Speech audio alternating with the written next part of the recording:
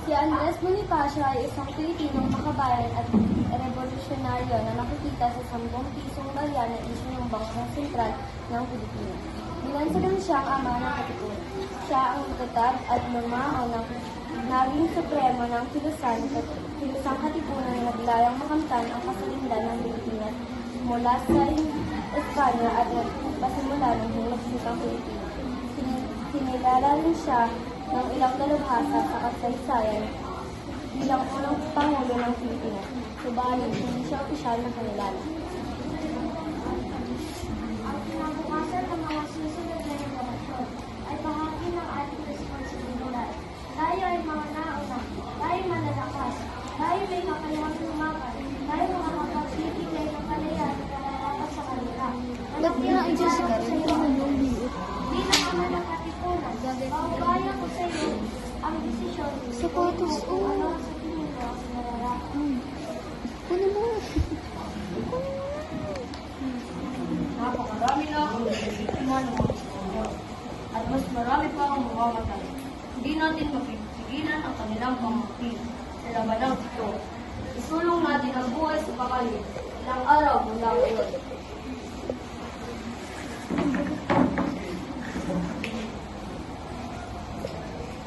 Paggabi ng 29, sisimulan na natin ang revolusyon. Labas ninyo ang inyong mga sedula.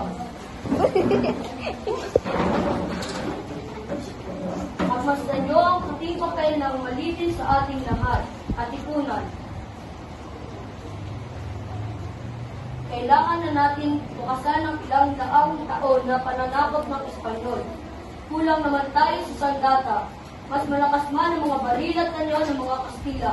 Lalaban tayo. Hanggang sa huling hinga. Dahil tayo magpapalugi. Tayo ang magtatagumpay. Dahil tayo ang mga anak ng bayan. Tayo ang magmamayari ng kasing ito. At ng bayan na ito. Kaya punitin ninyo ang inyong mga sedula. Punitin ang sedula.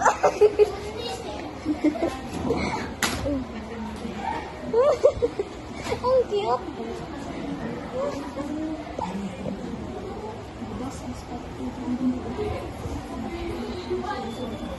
Wala ang araw ng mga tunay na anak ng bayan.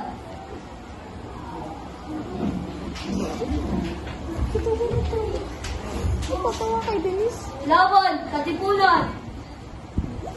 Laban!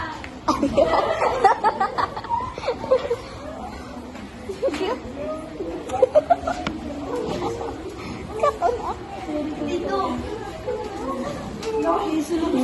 Ay.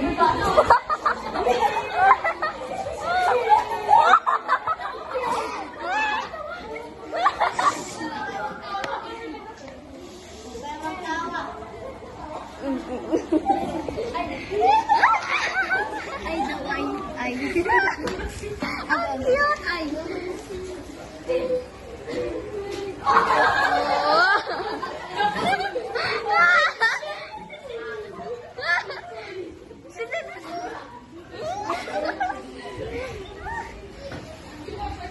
Namulat ako sa katotohanan na ang ating ilang bayan ay pinalitin na ng gusto ng mga Espanyol. Kaya nagdesisyon ako na gumawa ng di magsipan laban sa mga Espanyol. Patay, no? Dinakit Rest in si peace. Andres Bonifacio at doon na nagtatapos ang kwento.